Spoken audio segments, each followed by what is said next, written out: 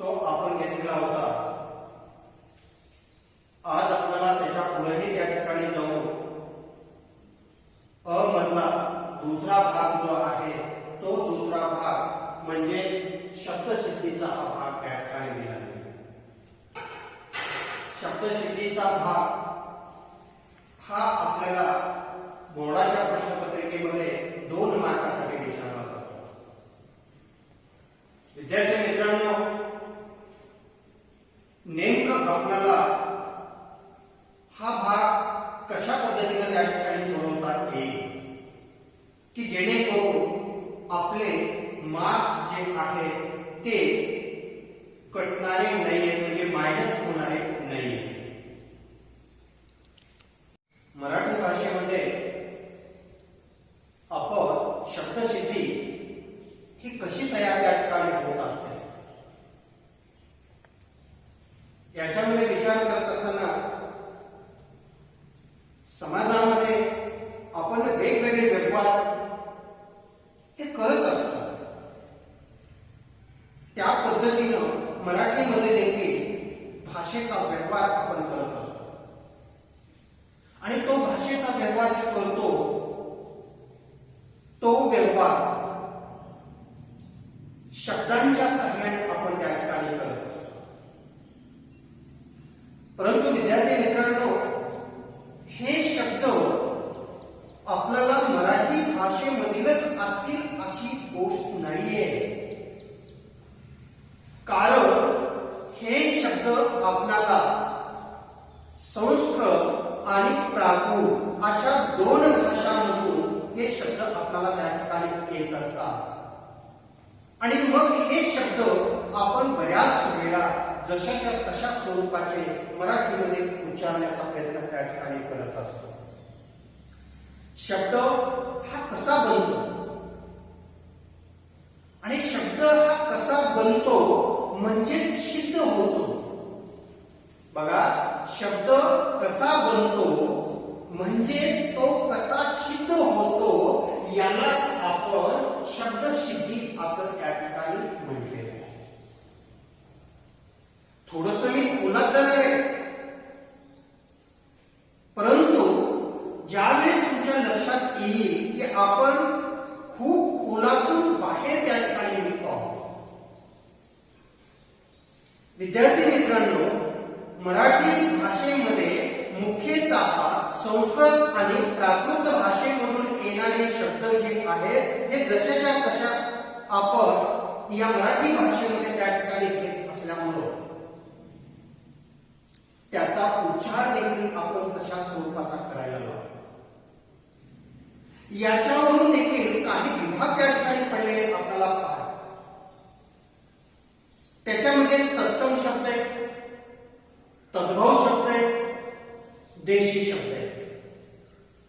विद्यार्थी मित्रांनो, तत्सम आणि तद्भव याचा विचार जर आपण जर केलो तर ज्या पद्धतीनं संस्कृत मधून जे शब्द जसेच्या तसे आपल्या मराठीमध्ये आलेले आहेत त्याला तत्सम शब्द असे आपण म्हणतो.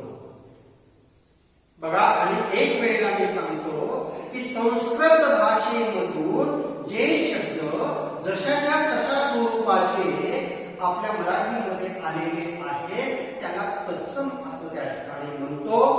मग या शब्दामध्ये उदाहरण जर आपण जर या ठिकाणी जर पाहिलं तर जल आहे, पुष्प आहे, ग्रंथ आहे, पृथ्वी आहे, भगवान आहे, असे वेगवेगळे शब्द की जे संस्कृत मधून मराठीमध्ये आहेत. तद्भवच्या बाबतीमध्ये तेच घडलेले, फक्त थोडासा बदल आहे. संस्कृत मधून येणारे शब्द जे आहेत त्या शब्दांचा अर्थ त्या ठिकाणी मराठीत येताना थोडासा बदललेला आहे. बघा, संस्कृत मधून जे शब्द मराठीमध्ये त्या ठिकाणी आलेले आहेत त्याच्यामध्ये थोडासा बदल त्या ठिकाणी झालेला आहे. त्याला आपण तद्भव शब्द असे त्या ठिकाणी म्हणतो. उदाहरण ग्राम, ग्राम म्हणजे गाव आहे. पद म्हणजे पाय आहे. आणि त्याचबरोबर चक्र, चक्र म्हणजे त्या ठिकाणी दोन हाताने हा वापरलेला आहे. आपल्याला हात असाही त्या ठिकाणी बोलले चाकाच्या माध्यमातून हे केलेला त्या ठिकाणी पाहायला मिळतो. म्हणजे त्याच्यामध्ये झालेला हा बदल आपल्याला त्या ठिकाणी पाहायला मिळतो. दुसरी महत्वाची गोष्ट म्हणजे देशी भाषेमध्ये जे शब्द आपल्याला जशाला तसे कुठल्याही स्वरूपाचा बदल न होता ते आपण व्यवहारामध्ये त्या ठिकाणी वापरत असतो. त्याला देशी शब्द असं म्हणून देखील ओळखलं गेलेलं आहे. त्याच्यामध्ये झाड आहे, दगड आहे, दोंडा आहे, अशा प्रकारे आपल्याला आता इयत्ता 10वीच्या साठी जे शब्दसिद्धीचा भाग आपल्याला घालून दिलेला आहे की ज्याच्यावर आपल्याला फोकस करायचा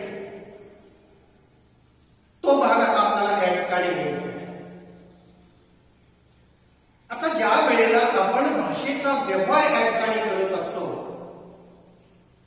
तो व्यवहार नीट चालण्यासाठी म्हणून आपण इतर भाषेतील शब्द जे या ठिकाणी घेत असतो ते शब्द त्या ठिकाणी घेत असताना आपल्याला त्या शब्दाचा अर्थ आणि छटा या सर्वात महत्वाच्या मानल्या गेलेल्या. कारण जोपर्यंत आपण त्या मूळ शब्दाशी जाणार नाहीये तोपर्यंत त्या शब्दाचा अर्थ आणि छटा काय आहे हेही आपल्याला त्या ठिकाणी कळणार नाही. म्हणून आपल्याला या शब्दसिद्धीमध्ये सिद्ध शब्द आणि साधित शब्द असे दोन प्रकार या ठिकाणी दिलेले. आता या सिद्ध शब्द आणि साधित शब्द हे कशा स्वरूपाचे आहेत, नेमकं काय आहे हेही पाहणं आपल्याला त्या ठिकाणी गरजेचं आहे.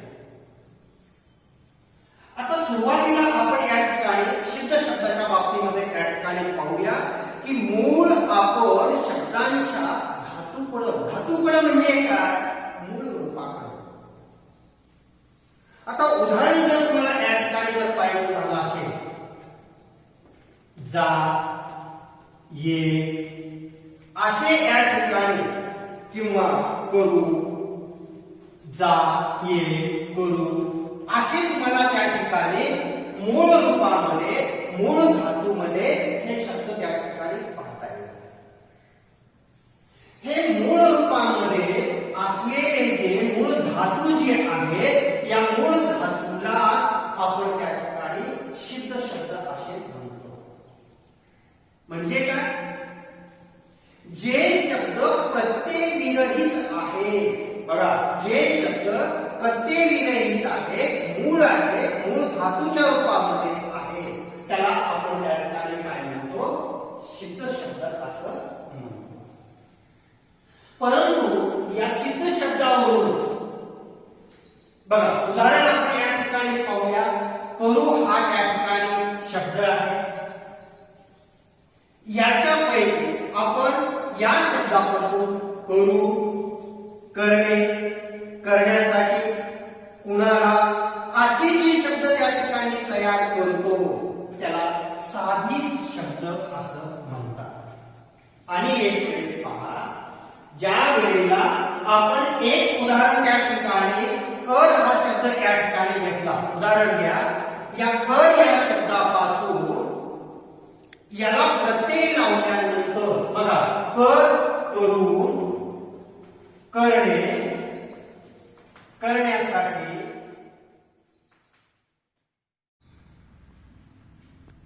सिद्ध शब्दावरून ज्या वेळेला त्याचे रूप त्या ठिकाणी प्रत्यय लावून त्या ठिकाणी बदललेले असतात त्यावेळेस त्याला आपण साधित शब्द असं त्या ठिकाणी म्हणतो. ओके, म्हणजे सिद्ध शब्द काय आहे आणि साधित शब्द काय आहे. मुळात सिद्ध म्हणजे धातू, मूळ शब्द, आणि साधित त्या धातूला ज्या वेळेला प्रत्यय लागलेला असतो त्यावेळेला ते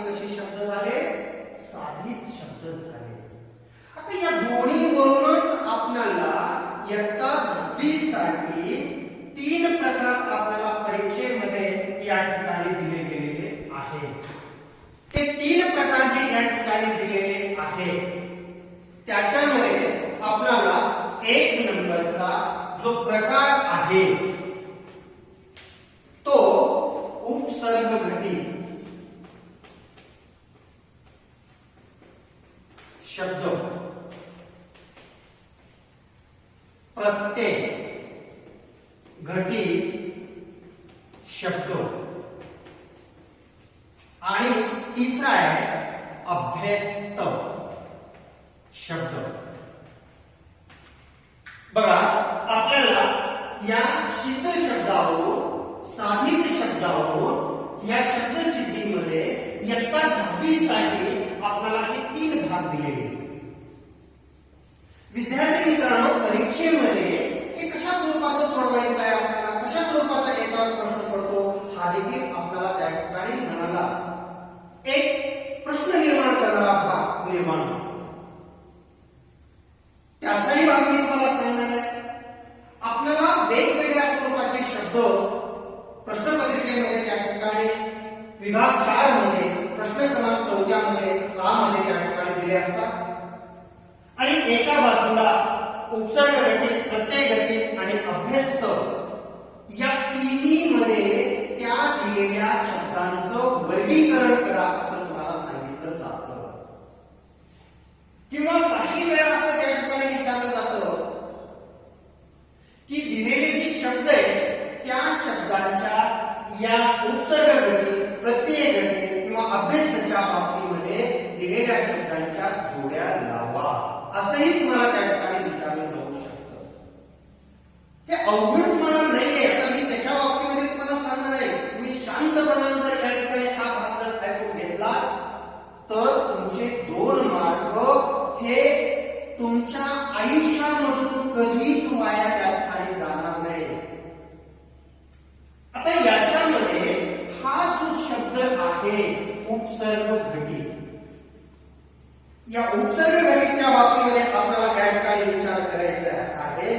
आता याच्यामध्ये तुम्हाला मी थोडक्यात इथे या ठिकाणी एक भाग घेऊन तुम्हाला त्या ठिकाणी स्पष्टीकरण देणार आहे. बघा याच्यामध्ये काय केलेलं आहे एक उपसर्ग दुसरं उपसर्गाच्या बाबतीनंतर त्याचा जो मूळ शब्द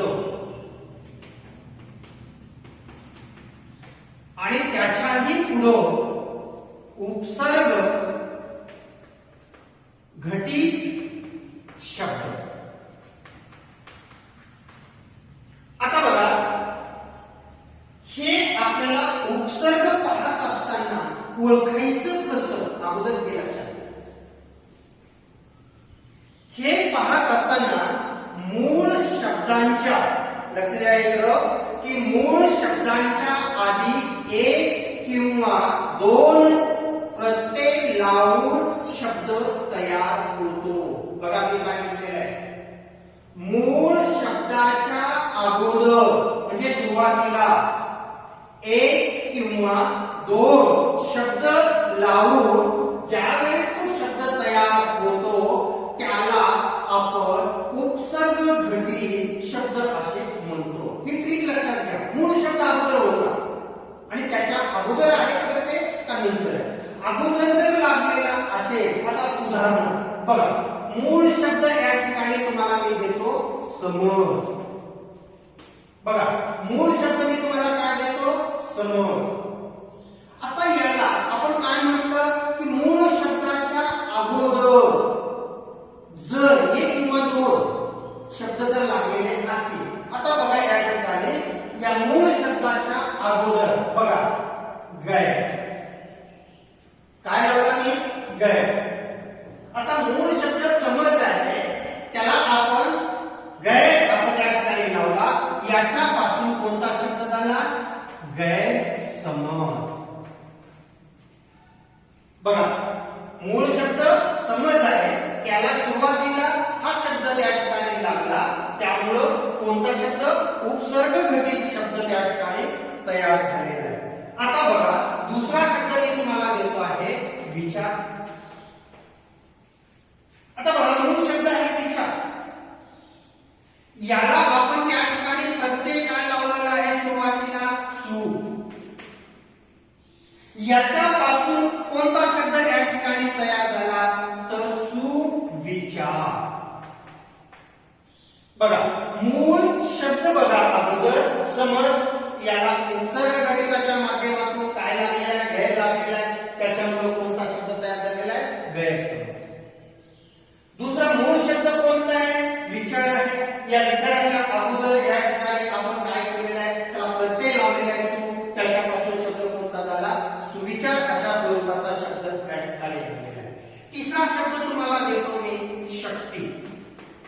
बघा कोणता येतो शक्ती. आता याच्या अगोदर तुम्हाला यथा हा शब्द या ठिकाणी देतो. आता याच्यापासून तयार झालेला शब्द म्हणजे यथाशक्ती. म्हणजे तुमच्या लक्षात आलेलं असेल बघा इथं की आपण व्याख्या याची काय सांगितलेली होती. उपसर्ग घटित शब्द कसा तयार होतो की मूळ शब्दाच्या अगोदर एक किंवा दोन शब्द लागू जे शब्द तयार होतो त्याला त्या ठिकाणी आपण काय म्हणतो उपसर्ग घटित. बघा मूळ शब्द या ठिकाणी समज दिला विचार दिला शक्ती दिली.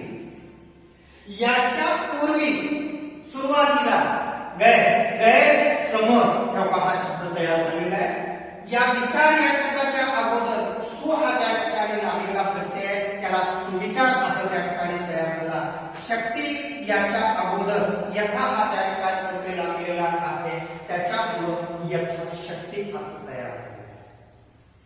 म्हणजे ओके लक्षात आलं का तुमच्या आता की आपण मूळ शब्द अगोदर शोधण्याचा प्रयत्न करा. मूळ धातू काय आहे त्याच्यामधला मूळ शब्द काय आहे मग त्याच्या सुरुवातीला लागलाय प्रत्यय का नंतर लागलेला आहे हे मात्र त्या ठिकाणी लक्षात घ्या. सुरुवातीला लागलेला असेल उपसर्ग. आता पाहूया विद्यार्थी मित्रांनो शब्दसिद्धीचा हा दुसरा प्रकार जो आपल्याला या ठिकाणी घ्यायचा आहे तो म्हणजे प्रत्येक घटित शब्दाच्या बाबतीमध्ये आपल्याला विचार करायचा. आता एक लक्षात घ्या सुरुवातीला आपण उपसर्ग घटित त्या ठिकाणी पाहिलं मूळ शब्दाच्या सुरुवातीला एक किंवा दोन शब्द लागल्यानंतर उपसर्ग घटित शब्द तयार होतो. पण आता प्रत्येक घटित शब्दामध्ये थोडासा भाग वेगळा आहे. मूळ शब्दाच्या नंतर म्हणजे पुढे मूळ शब्दाच्या नंतर एक किंवा दोन शब्द लावून तयार झालेला जो शब्द त्या ठिकाणी आहे तो म्हणजे प्रत्येक घटित शब्द. बघा मूळ शब्दाच्या पुढे नंतर एक किंवा दोन शब्द लावून तयार झालेला जो शब्द आहे त्याला आपण या ठिकाणी काय म्हणतो प्रत्येक घटित. आता उदाहरण आपण या ठिकाणी पाहूया. बघा मूळ शब्द काय आहे रस. त्याला प्रत्यय आपण कोणता लावून लागलेला आहे ई. बारकाईने व्याकरणिक दृष्टिकोनातून या ठिकाणी पहा ई. बघा ई ही रस्व या ठिकाणी आपल्याला दिलेली आहे.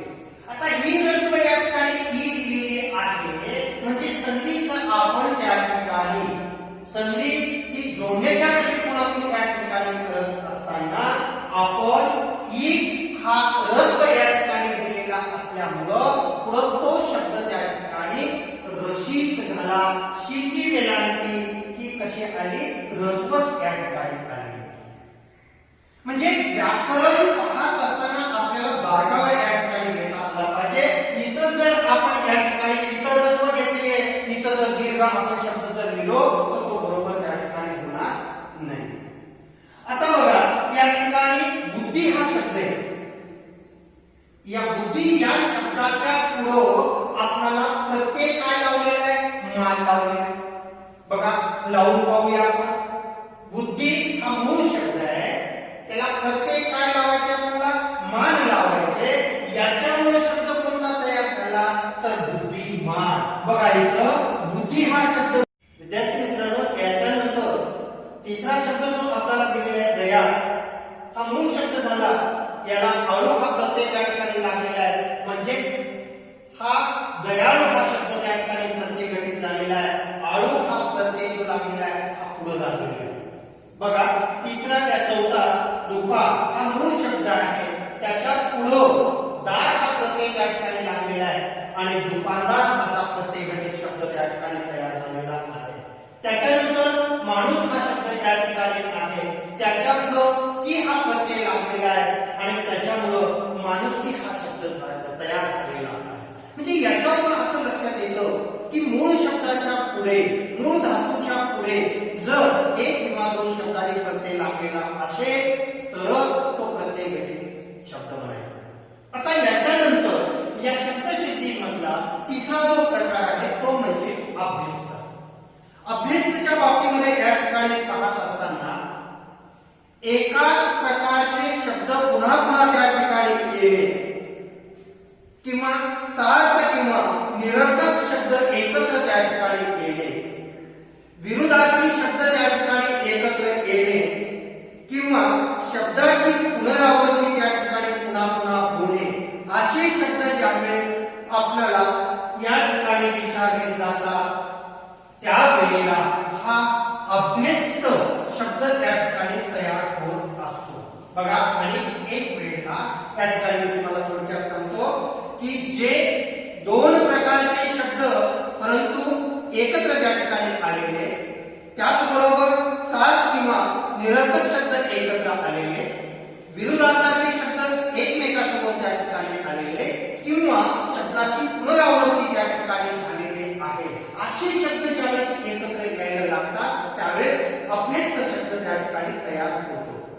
आता याचे हे तीन प्रकार त्या ठिकाणी आपल्याला पाहता येतात. एक आहे पूर्ण अभ्यस्त, दुसरा आहे अंशाभ्यस्त आणि तिसरा आहे अनुकरण वाचक.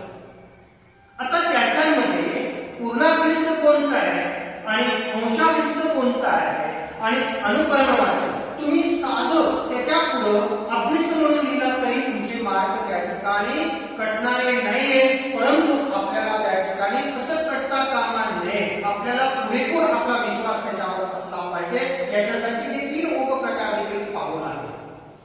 आता याच्यामध्ये एक पहिला त्या ठिकाणी पाहूया आपण पूर्णाभ्यस्त. पूर्णाभ्यस्तच्या बाबतीमध्ये आपण विचार करत असताना तेच शब्द जवळपास जशाला तसे ते शब्द पुन्हा पुन्हा त्या ठिकाणी त्या शब्दाची पुनरावृत्ती जर झालेली असेल, बघा एकच शब्द पुन्हा पुन्हा तो त्या ठिकाणी येऊन त्याची पुनरावृत्ती जर त्या ठिकाणी जर झालेली असेल तर त्याला पूर्णाभ्यस्त असं म्हणायचं. त्याचं उदाहरण जर पाहिलं आपण तर या ठिकाणी क्षण क्षण, जवळ जवळ, पळ पळ, जर कपडा लत्ता असे शब्द त्या ठिकाणी आपल्याला येऊ शकतात. विद्यार्थी मित्रांनो, आता दुसरा याच्यामध्ये अभ्यस्तमध्ये हा अंशाभ्यस्ताचा भाग आपल्याला त्या ठिकाणी पाहिजे. अंशाभ्यस्ताचा भाग या ठिकाणी पाहत असताना याच्यामध्ये तेच शब्द न येता, बघा तेच शब्द न येता एखाद्या शब्दाचा अर्थ त्या ठिकाणी दिलेला नसतो, म्हणजे फक्त यमक साधण्याचा प्रयत्न केला जातो. आणि एक वेळेस पहा, अंशाभ्यस्तामध्ये तेच शब्द त्या ठिकाणी परत परत न येता एखादा शब्द वेगळा येतो, परंतु त्याचा अर्थ मात्र त्या ठिकाणी नसतो, फक्त यमक साधण्यासाठी म्हणून त्या ठिकाणी वापरला जातो. उदाहरणार्थ आसपास घ्या, जवळपास घ्या, उभा आडवा घ्या, शेजारी पाजारी घ्या, म्हणजे याच्यामध्ये दुसरा शब्द वेगळा त्या ठिकाणी दिलेला आहे, त्याचा अर्थ आपल्याला त्या ठिकाणी नाहीये, परंतु यमक साधण्यासाठी म्हणून आपण त्या ठिकाणी वापरतो. असे शब्द आपल्याला अंशाभ्यस्त शब्द म्हणून त्या ठिकाणी ओळखायचे. आता याच्यामध्ये तिसरा भाग जो दिलेला आहे तो म्हणजे अनुकरण वाचक. आता अनुकरण वाचकांमध्ये एक गोष्ट लक्षात घ्यायची आहे, ओळखायचं कसं. याच्यामध्ये एक ट्रिक त्यांनी या ठिकाणी आपल्याला तुम्हाला मी देतोय. आता ती ट्रिक कशी आहे, जे शब्द ध्वनिवाचक आहे, बघा लक्षात घ्या, जे शब्द ध्वनिवाचक आहे अशा शब्दांची जर पुनरावृत्ती त्या ठिकाणी जर होत असेल तर समजायचं अनुकरण वाचक शब्द म्हणून त्या ठिकाणी ओळखायचे. उदाहरण तुम्हाला मी देतो की कडकड असेल, बडबड असेल, झुळझुळ असेल, गुटगुटीत असेल,